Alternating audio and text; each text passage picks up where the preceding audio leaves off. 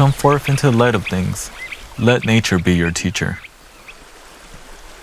What would happen if we accepted nature as a teacher, as English poet William Wordsworth suggested?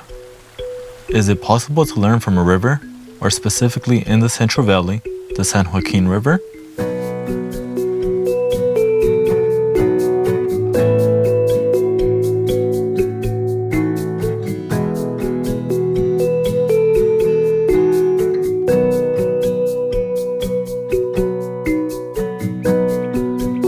I'm Jesus R. Valdez, and this is Returning to the River, a podcast from California State Parks focused on watershed stories. This season, we are telling stories from the San Joaquin River watershed.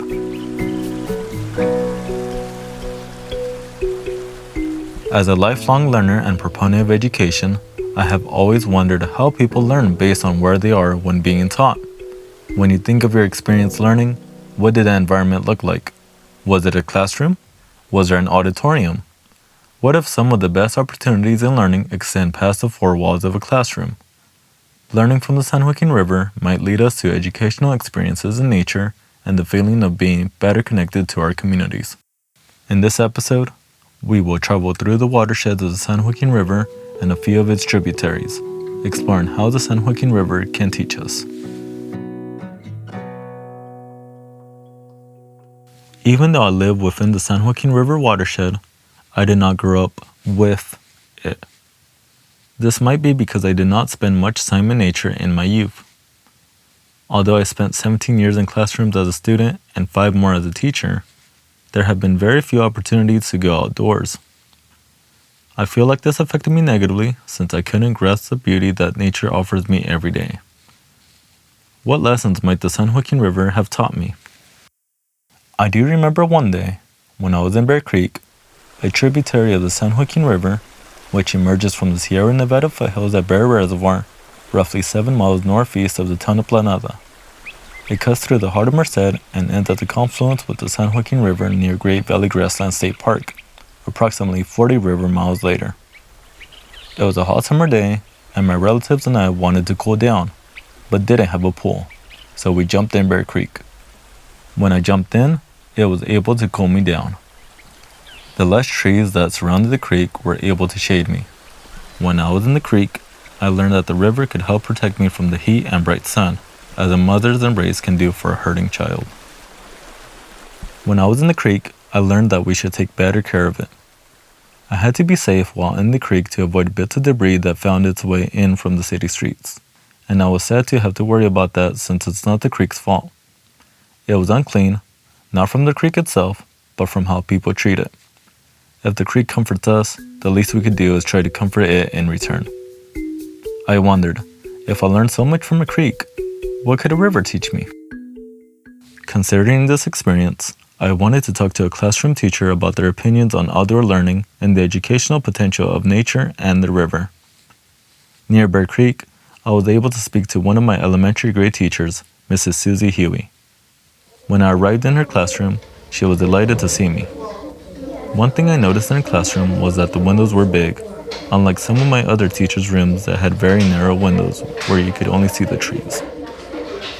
Her students love being outside, and the way her classroom is structured, coincidentally, helps the outdoors come in. Of course. Don't we all? I love to be outside. I'm lucky that in our classroom we have huge windows, 6x8 windows or 4x8 windows. So we get a lot of sunshine, and I crave that. Some of our buildings have little slit windows that are tinted. They don't get any daytime light at all. So I'm very fortunate to have that light coming in. She does notice how students' behaviors change when they are stuck inside for too long. They tend to get a little bit antsy inside, so definitely there's opportunities to go outside. We try to do it as much as possible. Dr. Tanya Molyneux, a researcher at the University of British Columbia, whose expertise is on youth-centered approaches to mental health, discovered that learning outside can improve kids' social and emotional learning, SEL. Also, Ulrich Detweiler, the head of University of Stavanger's Cognitive and Behavioral Neuroscience Lab, and his group of researchers discovered that students are capable of keeping themselves motivated while learning outside. With this increased motivation, a student's attitude towards learning can be improved. The curriculum doesn't require Mrs. Huey to have lessons that are suited for the outdoors, but this increased focus and motivation for learning could help teachers like Mrs. Huey keep their classes on task and productive. She does try to take them outside for science, such as learning about the water cycle or weather events, such as hailstorms. She also told me that, back in the day, she took the students outside and read to them. From talking to her, I could tell that, even though her classroom is indoors, she sees the outdoors as still important to her teaching. The windows being as large as they are can provide more sunshine for the students. This was noticeable because during our interview, we sat at a desk near a window, which the sun radiated on after a rainy morning. At the start of this project, I was not very familiar with the methods of outdoor learning. The only time I went outside consistently as a student was during elementary school, with field trips being my only memory of outdoor learning. Through my talk with Mrs. Huey, I started to think that even incorporating small elements of outdoor education into classroom lessons, little rays of sunshine, could be greatly beneficial to learning. If outdoor learning can help us use our five senses, such as touching the cold water on a hot summer day or hearing animals splash on a calm river, it might be able to bring things we see in books, such as rivers or animals, to life.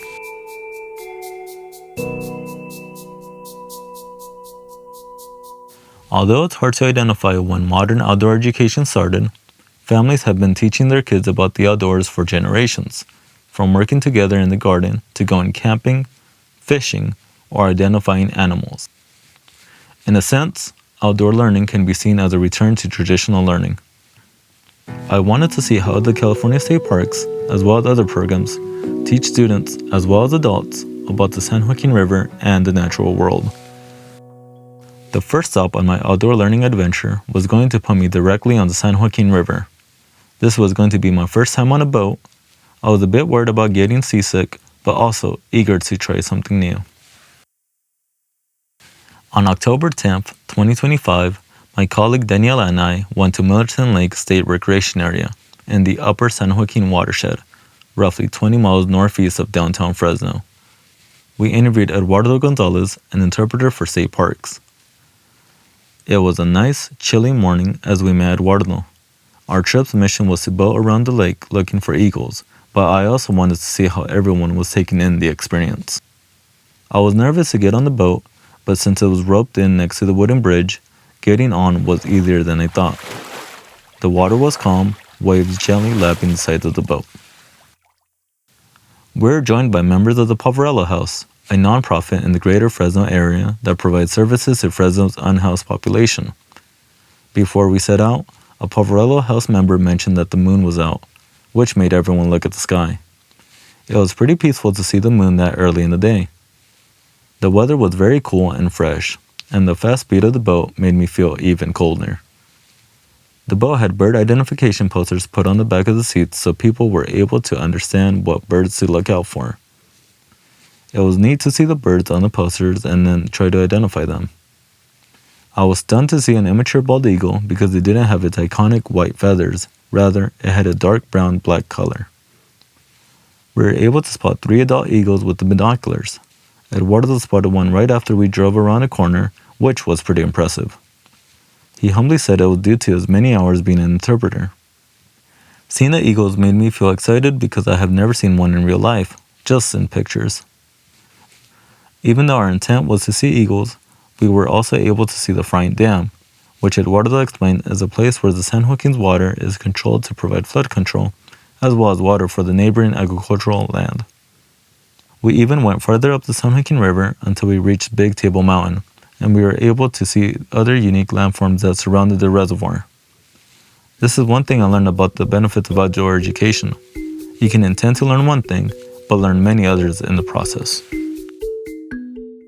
After the boat trip, Eduardo told me about another program he conducts that is dedicated to learning about water and the importance of the San Joaquin River.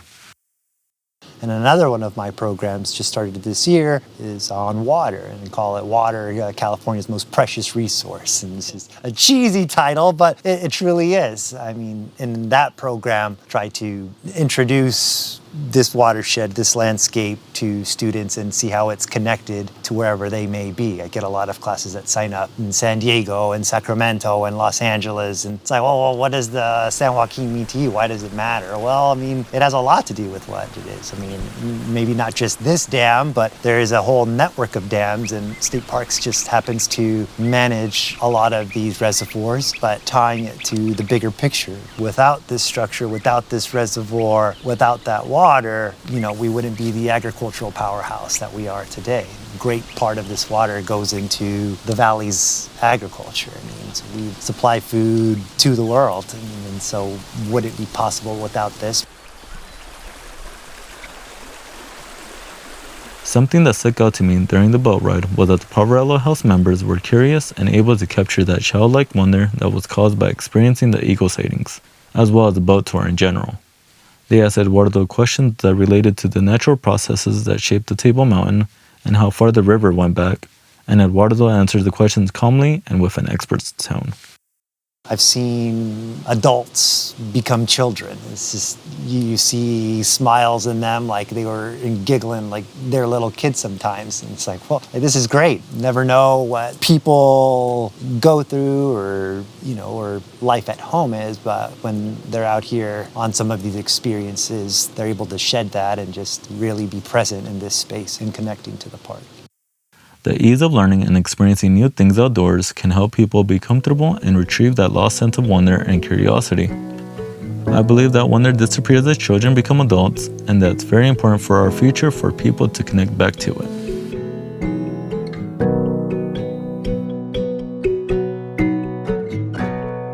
Further along the river, at Dos Rios State Park, I wanted to discover how the state park team there learns from and teaches about the San Joaquin River. I met with Selena Magallanes, who works as a seasonal park interpretive specialist at Dos Rios State Park, on a cold and foggy morning. Dos Rios is located just west of Modesto, south of Highway 132, and is at the confluence, or the meetings between two rivers of the Tuolumne and the San Joaquin. It is the newest state park and the site of the largest floodplain restoration project in California. I interviewed Selena because she is part of a talented team of interpreters at Dos Rios that provides guided experiences for visitors and education programs for student groups. As the sun rose and we continued to warm up, we discussed her experiences teaching kids who visit the park with their classes, as well as the curriculum the state park uses.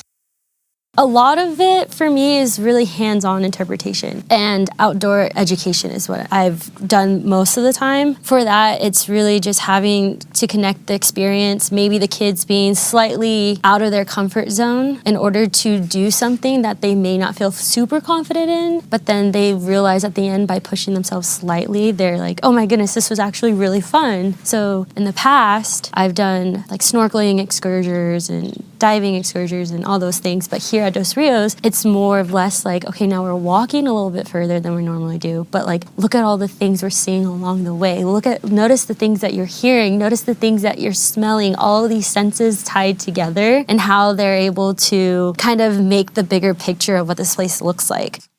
When students can use all of their senses, they can better relate to the information that they are given, which can lead to positive educational outcomes.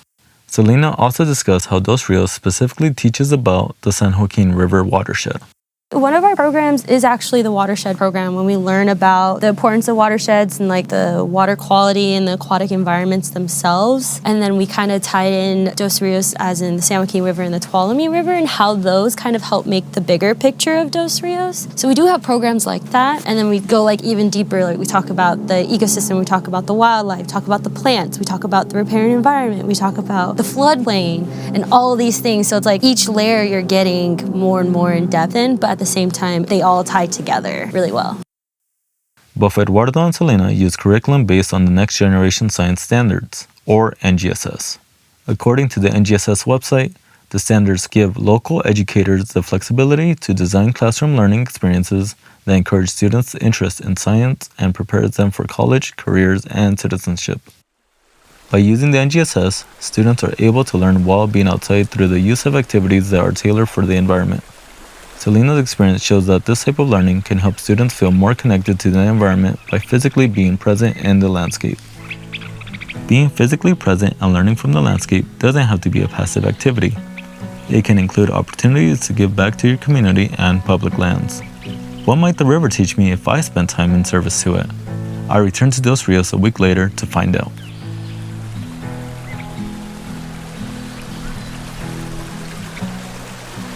I hope that it makes people feel like they have a sense of, ownership, just kind of a deeper sense of belonging here. You just heard Chrissy Sullivan, the Environmental Services Intern at Dos Rios and the Program Lead for the Dos Rios Trail Stewards, or DIRTS. I met her and a handful of other generous volunteers early one Saturday morning to perform some trail work and vegetation management at Dos Rios State Park. DIRTS started in April 2025 to provide a new way for community members to become active volunteers in the park.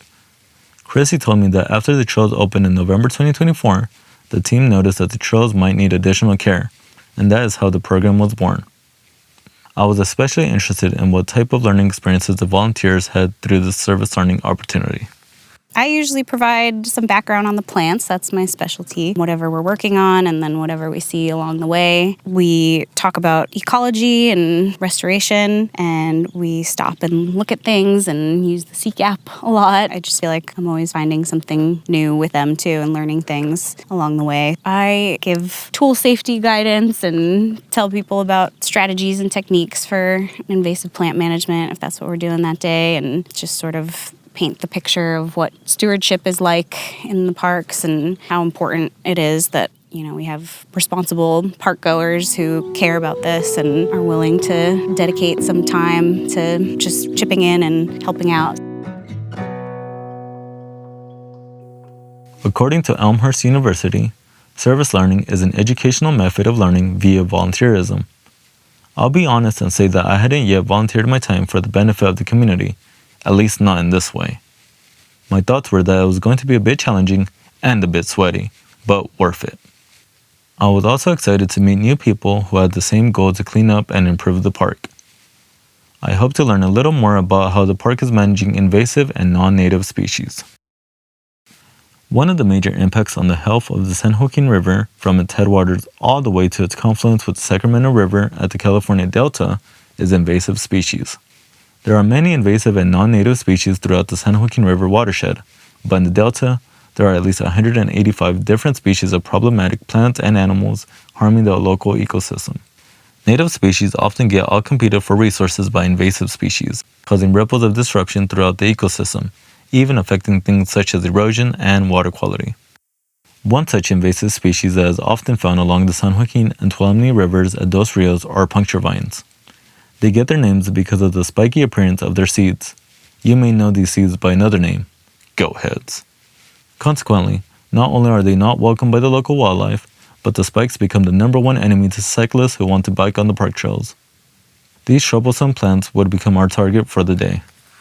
When I reached Dos Rios again, I knew to expect the cold weather, but the work was going to warm me up. Chrissy told us which tools to use, gloves, since puncture vines like to poke, as well as a hula hoe, a small hand hoe, and a bag for trash. We walked down the rocky trail that led to a dry field with many puncture vines. There are 4 fortunate folks who joined Chrissy and I on our mission to eradicate the puncture vines. The thing about puncture vines is that they like to be deceptive. A person can easily misidentify it and rip out the wrong plant, but Chrissy was there to help us remove the correct one. By this point, the sun was beaming on us, and the coldness I felt in the morning vanished and was replaced with the heat from the sun. However, the energy from the sun gave me more motivation to eviscerate the plant so it wouldn't pollinate anymore. Around late morning, Chrissy told us we could stop since we took out the vines in that area. While clearing out the puncture vines, I met a volunteer, Peggy Wolf, who praised Chrissy for giving a lot of thought to the type of work the volunteers do. Since the work was challenging, but not demanding, Peggy also said the physical nature of the work meant she didn't even need to go to her masseuse anymore. She was energetic about the experience since she liked to be outside with nature and volunteer her time. I feel exhilarated. Well, it's always good to exert yourself and get out in the sun and see some wildlife and feel like you did a little something to make your community better. We then moved further along the trail where we found a small beaver lodge on the banks of the San Joaquin River that Chrissy said is inhabited by at least one beaver family. We also saw a coyote gourd plant, which is in the squash family, but the coyote gourd is inedible because it has an extremely bitter taste. We then focused on the rocky trail to see if we could spot the sneaky puncture vines, which I was not really good at. Chrissy then showed us a spot where we were able to see the mountains. The outlines of the mountains, surrounded by the blue sky and behind the green and yellow foliage, was picturesque. Through our trials and tribulations, we were able to fill up 2 trash bags worth of the nasty invasive plant. Chrissy was gracious enough to feed us Rice Krispie treats that she made, as well as chips, as a reward for our hard work. The snacks made me feel like my work was appreciated, as well as a sign of a job well done. She told me that she usually has treats for the volunteers after they finish working. If I lived closer, I would probably volunteer there more often.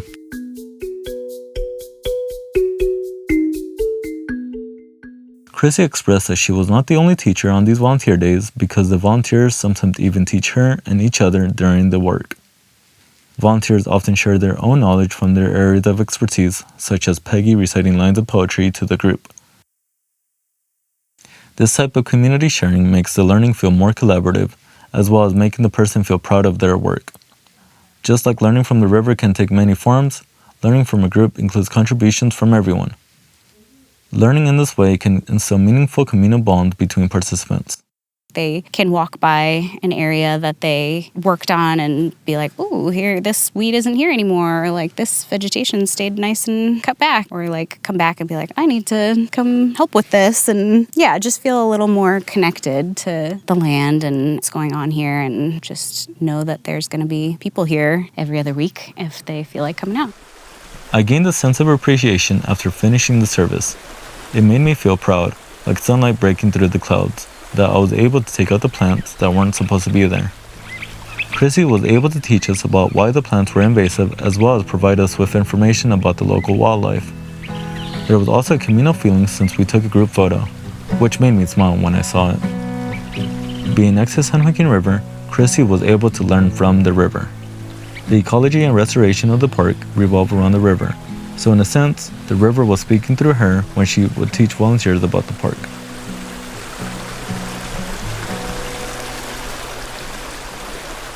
Having experienced adult service learning at Dos Rios, I also wanted to understand how service learning can be useful for high school students. I was put in contact with Ellie Dumas, who is the program manager of the Student and Landowner Education and Watershed Stewardship Program, also known as SLUES. SLUES is a program area of the Center for Land-Based Learning, based out of Woodland, California. SLUES began in 2001 and came out of another current youth program called FARMS, which stands for Farming and Agricultural Through Resource Management and Sustainability. FARMS found that they had an opportunity to create SLUES because one of the field days was always focused on sustainability. SLUES' mission is to inspire, educate, and cultivate future generations of farmers, agricultural leaders, and natural resource stewards.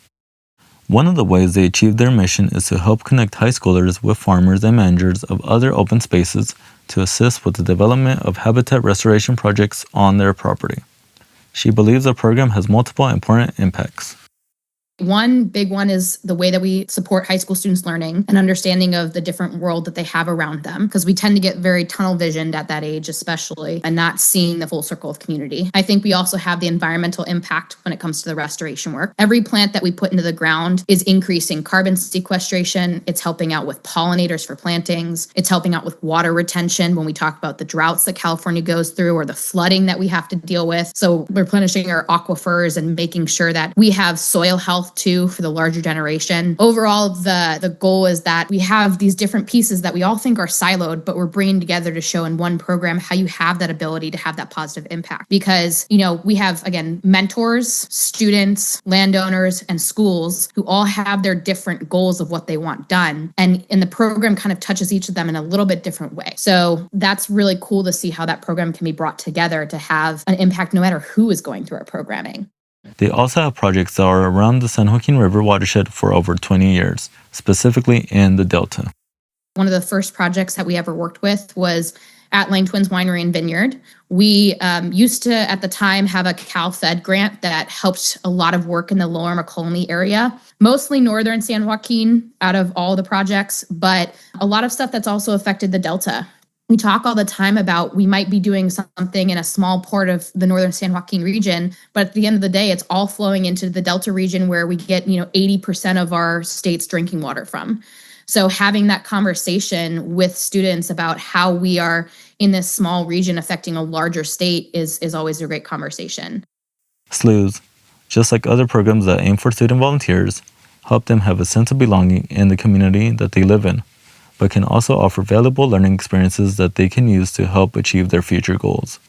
If it is anything like the learning experience I received volunteering at DIRTS, then the experience that the high school students receive can be worthwhile. Whether you're an adult who volunteers their time and service to the community or a high school student assisting with a restoration project, there's much to learn about the world that surrounds you.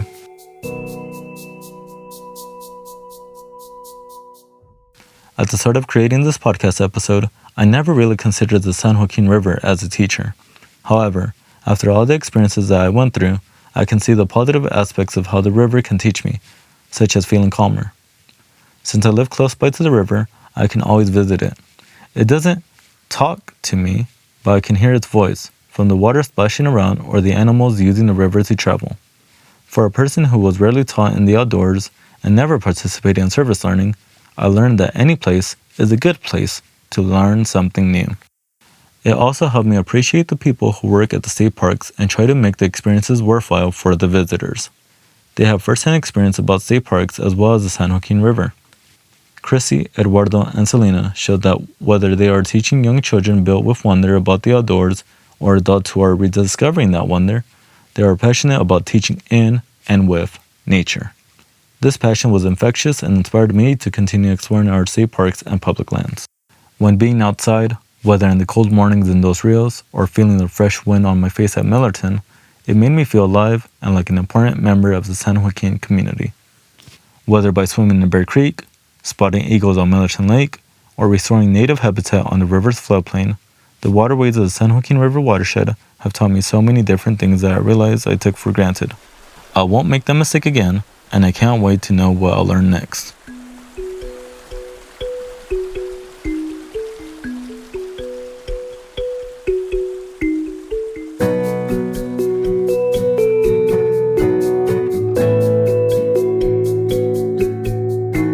This has been Returning to the River, a podcast from California State Parks focused on watershed stories.